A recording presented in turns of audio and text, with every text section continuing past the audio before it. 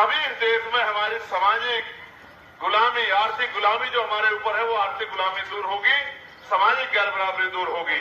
सम्मानित साथियों, आप इस क्षेत्र के बहुत ही जिम्मेदार लोग हैं। भाई मीडिया के बंधु, आपने तो आज नुकसान कर दिया। आप ये कुर्सियां ले लो यार, है?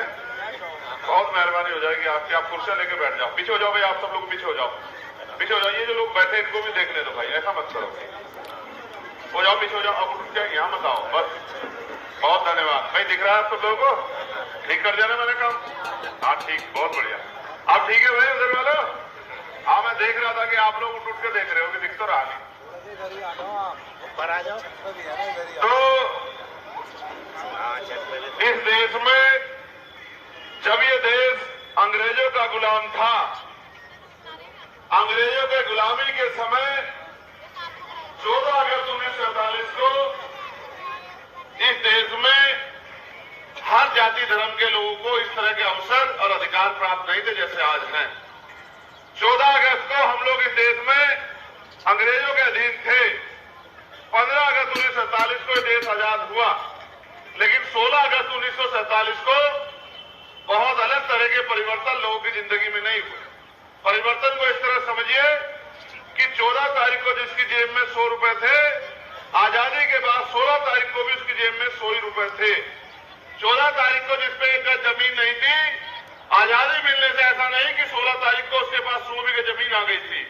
14 तारीख को जो नौकरी नहीं करता था, जिसके पास रोजगार उद्योग धंधे नहीं थे, 16 तारीख को भी उसके पास रोजगार नौकरी उद्योग धंधे नहीं आए। असल परिवर्तन इस देश में आया जब 26 जनवरी 1950 को बाबा साहब अम्बेडकर का संविधान इस देश में लागू हुआ, जो संविधान हर तरह की गैर बराबरी को खत्म करता है, चाहे वो धर्म के आधार पर हो, चाहे जाति के आधार पर हो, चाहे वो आर्थिक आधार पर हो।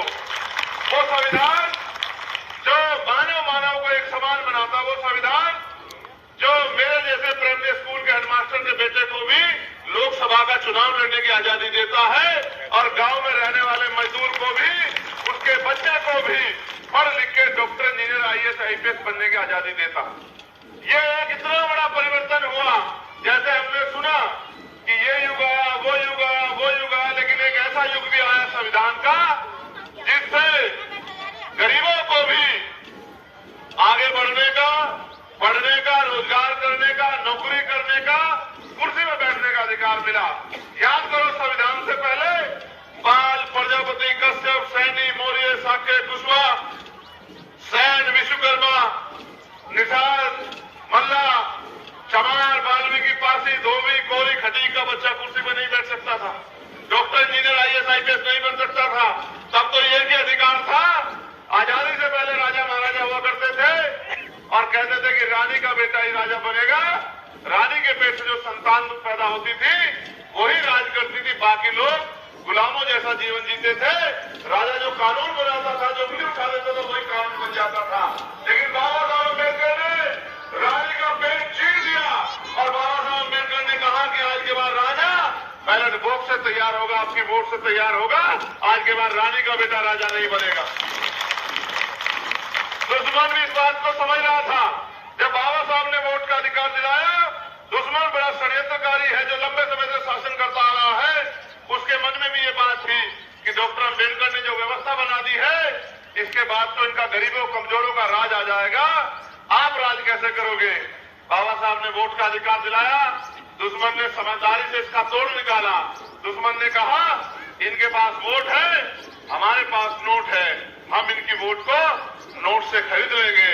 और बाबा साहब लंबे समय तक समझाते रहे, राजकाज उस तरह से नहीं आया, क्योंकि जो वोट तैयार हुआ था उसको दुश्मन पैसे से खरीद लेता। हमारे लोगों के पास पैसा नहीं था और उनको घर चलाने के लिए जरूरत थी।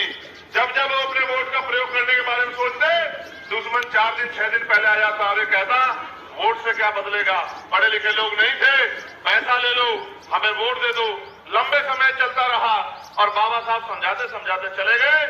18 मार्च 1956 को उन्होंने एक भाषण दिया आगरा में कि मुझे मेरे पढ़े लिखे लोगों ने धोखा दिया, जो मैं करना चाहता था उसका एक हिस्सा भी नहीं कर पाया। और उन्होंने ये भी कहा मुझे और आपको कि बड़ी मुश्किल से तमाम तरह के अन्याय, अत्याचार, आरोप, मुसीबतें, कठिनाइयां सह के अपने 4-4 बच्चों को कुर्बानी देके मैं इस कारवा को यहां तक लेके आ पाया। अगर आप इसको आगे नहीं ले जा सकते, इसको पीछे मत जाने देना मेरे बच्चों। लेकिन बाबा साहब तो 56 में चले गए और 10 साल कारवा